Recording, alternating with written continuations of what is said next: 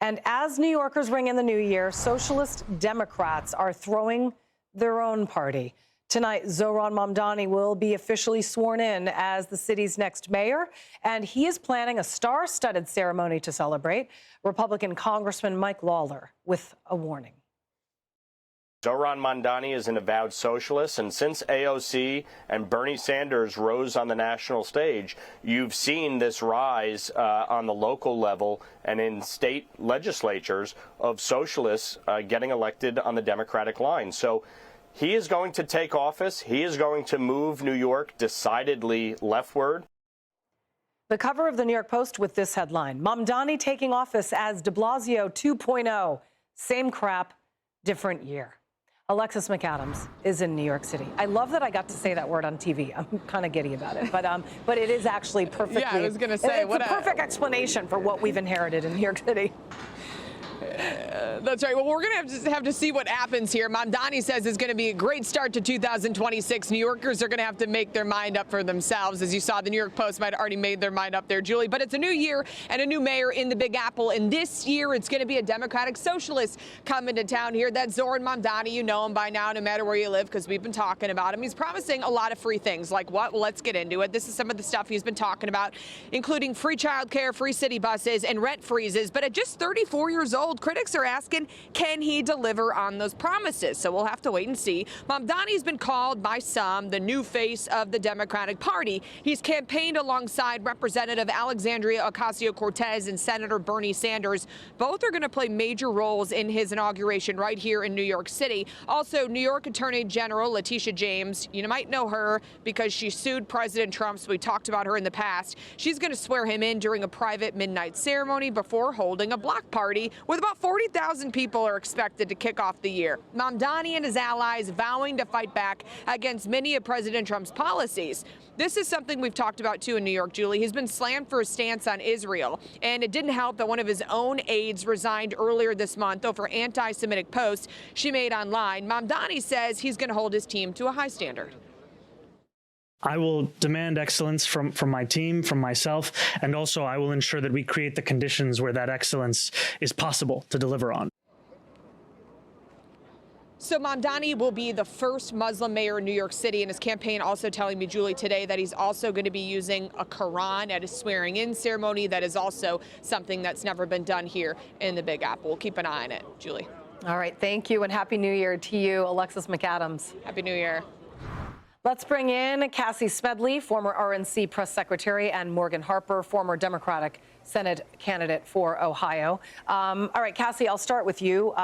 This whole election for New York City has been a daunting one, and tonight it is official. Mamdani will be our mayor. What do you think is going to happen in the new year for New York City? He made a lot of promises, many of which we know he won't be able to keep. Yeah, good morning to you both. Well, tonight marks the beginning of the before, or the end of the before and the beginning of the after. All New Yorkers and frankly Americans more broadly have a very clear before and after picture. What was life like before he all the free promises, quote unquote, and then what was life like after, for example, defunding and disbanding the police response unit. The very police response unit that you all have been talking about all morning is going to keep 1 million people safe in Times Square tonight, is probably going to patrol his inauguration party tomorrow. What a slap in the face to those men and women who are out there doing the literal Lord's work to ensure that we have a safe, fun, festive New Year celebration tonight, and then at the stroke of midnight, someone's going to come into office who doesn't think they are worthy of that work.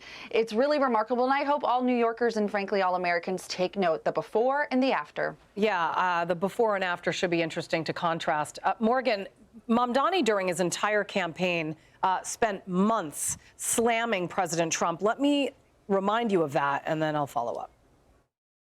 My administration would be Donald Trump's worst nightmare. There is no borough that will be free from Trump's cruelty. This is not only how we stop Trump, it's how we stop the next one. Donald Trump, since I know you're watching, I have 4 words for you. Turn the volume up. Yesterday, he struck a more subtle tone. Let's watch. I think that even in my own conversations with the president directly, I will always and have made the case for this city. I look forward to my top staff doing the same. But is it that you would first pick up the phone and call the president if you didn't get along okay? These guys go at him? Is that kind of the approach? I will look to have a conversation with anyone and everyone. Okay, Morgan, Mamdani and Trump obviously met at the White House last month, and it was a very different rhetoric between the two. They seemed friends at the end, and we know that Mamdani is no friend to Trump. But what Mamdani needs is for Trump to give him what he wants. He wants federal funding here in New York City. He's not going to get it. Trump is not going to help Mamdani achieve the most ridiculous promises that he made as far as making New York City free, such as reduced housing and free busing and all of the promises he made. Yeah, I mean, I think it's very interesting that meeting that happened between President Trump and the future Mayor Mamdani, in that it showed that there was a desire, at least from public appearances, to be seen in collaboration. But you're absolutely right. For Mamdani to be able to pull off a lot of the promises that he's made, it will require additional funding, both from the federal and the state level. But I think we need to distinguish between the types of proposals he's talking about. Some of those involve expansion of existing programs. For example, expanding childcare. That's something that was already done to a certain age limit, and he's just going to try to expand that to an additional age level and bring more children into that universal child care program. When we're looking at something like rent stabilization, that involves just getting different types of people on board who will be able to expand the number of units that are being stabilized in terms of how much rent can increase. But for additional programs, yes, of course, there will be funding. But here's what I think is interesting and why we're seeing Mamdani and Trump come together in this thing. And before and after is a great paradigm to view this collaboration. Before and after, Mamdani has run on a platform that and New York City was increasingly becoming unaffordable. It's something that Donald Trump is talking a lot about as president. And for both of them, the standard of success moving forward will be what can they do to successfully bring prices down for their constituents. Right. I mean, Cassie, you don't think that this is sort of the beginning of a new wave of seeing more progressive Democrats across the country like Mamdani? Or do you think Mamdani is just going to be like the test vehicle for Democrats to see if moderate Dems will actually go for this? Well, time will tell. As we say, the cardinal rule in politics is you can't win if you can't turn out your base. And right now, the Democrat base, or at least the oxygen from the Democrat base, is coming from the Mamdani, AOC, Bernie Sanders wing, and they are turning out to support those candidates. So from a national party standpoint, that's not good news, because I don't think these folks can win, certainly not in statewide. I think you take somebody like a Jasmine Crockett, for example, down in Texas. We are, as Republicans, crossing our fingers and toes that she wins the Democrat primary, because that helps our chances statewide. Right. But the Democrats have a real issue right now with the oxygen being taken up by the far left extreme, but that's not where I think the majority of Democrats or Americans want Democrats to be right now. Okay, Morgan, so then your thoughts quickly before we go. We have about 10 seconds. Yeah, I think we're seeing progressive candidates across the country who are winning. Just in my home state of Ohio, we had a woman who won mayor of Dayton who was endorsed by DSA and represents a lot of progressive policies. But she is talking about the exact same thing that the women who won in Virginia and New Jersey are talking about. The future is affordability, responding to people, your voters, and being able to win. That's what matters. Cassie Smedley and Morgan Harper, great to see you. Thank you very much and Happy New Year. And thank you for watching the Faulkner Focus. Outnumbered is after the break. I'm on 1 to 4 tomorrow. I'll see you then.